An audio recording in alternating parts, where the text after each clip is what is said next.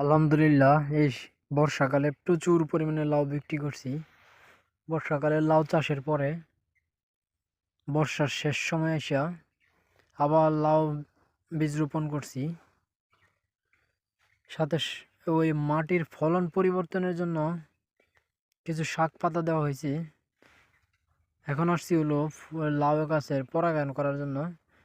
আমি আবার লাউয়ের পরাগায়ন করে দিই, লাউ কুমড়া সব কিছুতে পরাগায়ন করে দিই, কারণ অধিক ফলনের জন্য পরাগায়ন করতে হয়।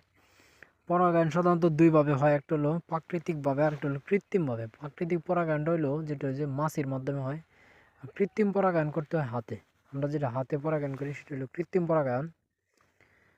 কৃত্রিম পরাগায়নের জন্য আমাদেরকে যেটা করতে হয়, প্রথমে হলো একটা পুরুষ ফুল নিতে হবে।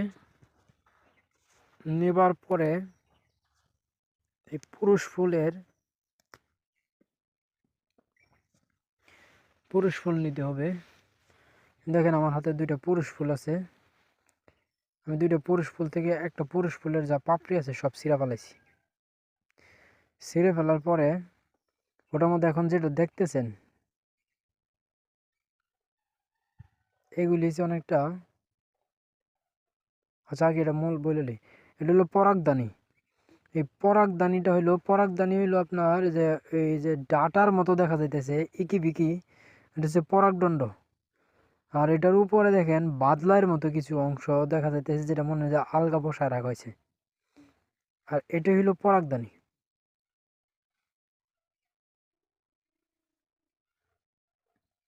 এই পরাগদানিটা হইলো স্ত্রী ফুলের যে হলুদ অংশটা হয়েছে স্ত্রীস্তবক। এই স্ত্রীস্তবকের মধ্যে শুধু স্পর্শ করায় দিলেই হয়ে যায়, আর কোনো কিছু করতে হয় না, শুধু স্পর্শ করায় দিলেই হয়ে যায়।